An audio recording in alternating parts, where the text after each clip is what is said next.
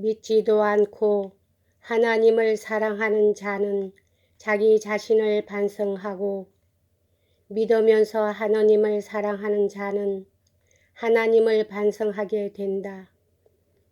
이러한 정점에 아브라함은 서 있다. 그의 눈이 그만 놓쳐버린 최후의 통과점은 무한한 체념이다.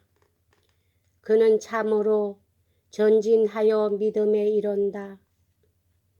왜냐하면 믿음의 다음과 같은 만화, 즉 아마 아무런 고통도 없겠지. 또는 미리부터 슬퍼해야 할 아무런 값어치도 없겠지. 라 생각하는 태만에서 오는 가련한 미지근함. 어떻게 될 것인가? 우리들이 할 수 있을런지 라는 이 비참한 희망. 이런 만화들은 비참한 삶에 깃들고 있다. 그러기에 벌써 이런 비참한 삶을 무한한 체념은 한없이 경멸하였던 것이다. 아브라함을 나는 이해할 수 없다. 나는 확실히 놀람 밖에는 아무것도 그로부터 배울 것이 없다. 만약 그 이야기의 결말을 고찰함으로써 믿음을 가지게 될지 모른다고 상상한다면 다만 자기 자신을 속이는 데 지나지 않는다. 그리고 신앙의 처음 운동 때문에 하나님을 속이게 될 것이다. 즉 사람들은 그 역설로부터 처세훈을 빨아 올리려 한다. 아마 한두 사람은 그 일에 성공할 것이다. 왜냐하면 우리네 시대는 물을 포도주로 바꾸려는 믿음과 신앙의 기적에 편들어 주지 않는다. 현대는 앞으로 나아간다. 현대는 포도주를 물로 바꾼다. 믿음에 머물러 있는 것이 아무래도 가장 좋지 않을까. 누구나 다 전진하려 하다니 불쾌하지 않은 일인가. 더욱이 그것이 여러 가지 방법으로 널리 알려져 있지만 만약 현대의 사람들이 그 사랑에 머물러 있지 않으려 한다면 어디로 갈 것인가? 세속적인 잔꾀, 시시한 타산애로 비참하고 빈곤한 것, 요컨대 사람이 하나님으로부터 나온 것임을 의심하게 하는 모든 일에 빠지고 만다. 믿음에 머물러 있는 것이 가장 좋은 일이 아닐까. 또한 서 있는 자 누구나가 넘어지지 않으려고 잘 살피는 것이 가장 좋지 않을까. 왜냐하면 그 믿음의 운동이 언제나 부조리의 힘으로 이루어져야 한다. 하지만 유한성을 잃지 않고 완전히 얻도록 잘 조심해야 한다. 나로 말하자면 나는 그 믿음의 운동들을 잘 묘사할 수 있다. 하지만 그것들을 수행할 수는 없다. 우리가 헤엄치는 것을 배우려고 한다면 천장에서 늘어뜨린 끈에 허리띠를 매고 자기 몸을 매달리게 하면 된다. 그리고 그 운동들을 잘 묘사한다. 그러나 역시 헤엄치는 것은 아니다. 그러므로 나는 그 믿음의 운동들을 묘사할 수가 있다. 또한 내가 물속에 빠졌다면 물론 나는 헤엄친다. 왜냐하면 나는 땅을 짚고 헤엄치는 부류에 속하지 않으니까. 그러나 나는 다른 운동들을 만든다. 믿음이 그 대립적인 것을 만들 때 나는 무한성의 운동을 만든다. 즉 다시 말하면 믿음은 무한성의 운동을 실행한 다음에 유한성의 운동을 수행한다. 이러한 운동들을 할 수 있는 자에게 행운이 있기를.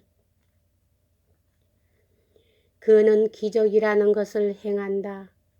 그리고 나는 그를 경탄하는데 결코 지치지 않을 것이다. 그것이 아브라함이든 혹은 아브라함의 집의 종이든 그것이 한 철학 교수이든 혹은 하녀이든 간에 나에게는 전혀 마찬가지다. 나는 다만 그 운동들을 주목한다. 그러나 그들을 내가 주목한다 해서 나 자신의 관점으로나 딴 사람의 관점으로나 내가 바보로 되지는 않는다. 무한한 체념의 기사를 남들은 쉽게 알아본다. 그의 발걸음은 경쾌하고 대담하다. 이에 반하여 믿음의 보석을 지닌 사람은 남을 속이기가 쉽다. 왜냐하면 그의 겉모양이 믿음이나 무한한 체념에서와 같이 몹시 경멸되는 것, 즉 속된 물건과 눈에 띌 만큼 유사성을 가지고 있기 때문이다. 솔직히 고백하자면 나는 실제로 신용할 만한 증거물을 발견하지 못했다. 그렇다고 해서 이번에 발견될 사람은 누구나가 그러한 증거물이 된다는 것을 부정하려는 것은 아니다. 그동안 나는 신앙의 기사를 오랜 세월에 걸쳐 찾았으나 허탕이었다. 사람들은 보통 산이나 시내, 새로운 별, 아름다운 반점들로 아롱진 새들, 모양이 이상한 고기나 기묘한 인종을 보고자 세계를 여행한다. 또한 둔하게 생활을 응시하는 동물적인 무감각에 몸을 맡긴다. 그리하여 무엇을 보았다고 생각한다. 이러한 사물은 나에게 흥미를 주지 못한다. 이에 반하여 그와 같은 신앙의 기사가 어디에 살고 있는지를 안다면 지체 없이 나는 그에게로 찾아갈 것이다. 왜냐하면 이 기적은 나로 하여금 절대적으로 열중시키기 때문이다. 나는 한순간도 그를 놓칠 수가 없다. 나는 그가 그 운동을 어떻게 수행하는지를 쉬지 않고 관찰한다. 나는 생활을 염려하듯이 나 자신을 살펴본다. 그 사이에도 나는 시간을 내어 그를 주목하며 친히 견습한다. 그렇게 하여 나는 나의 온 시간을 그를 보고 놀라는 일에 써버리고 만다. 이미 말한 바와 같이 나는 그와 같은 신앙의 기사를 한 사람도 찾아내지 못했다. 그럼에도 불구하고 나는 그를 상상할 수 있다. 여기에 그가 있다. 낯이 익어진다. 나는 그에게 소개된다. 내가 그의 모습을 바라보는 순간, 바로 이 순간에 나는 그를 떨쳐버리고 뒤로 한 발 뛰어 물러나서 손모아 나직히 말한다. 하나님, 이것이 그 사람이옵니까? 이것이 정말로 그로소이까? 그는 마치 세리와 같이 보입니다.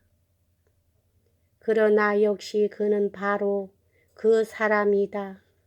나는 좀 더 가까이 그에게로 가서 어떤 기괴한 흔적이나 무한성에서부터 오는 거울의 한 조각이라도 나타나지 않을까. 또한 무한한 것과 유한한 것과의 차이에서 나타나는 하나의 눈초리, 하나의 표정, 하나의 몸짓, 비에 미소가 나타나지나 않을까 하고 아무리 작은 움직임이라도 주목한다. 틀렸다. 지금 나는 그의 모습을 머리로부터 발끝까지 훑어본다.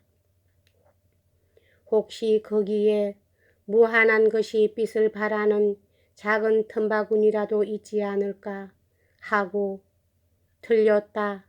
그는 아주 완전히 막힌 놈이다. 그의 출현, 그것은 힘차다. 그것은 완전히 유한성에 속한다. 일요일 오후에 브레스베르크로 산책하는 시민 가운데는 우스꽝스런 옷치장을 하고 대지를 활보하는 사람은 한 사람도 없다. 그는 완전히 이 세상에 속한다. 어떠한 속물도 이 이상 이 세상에 속할 수 없다.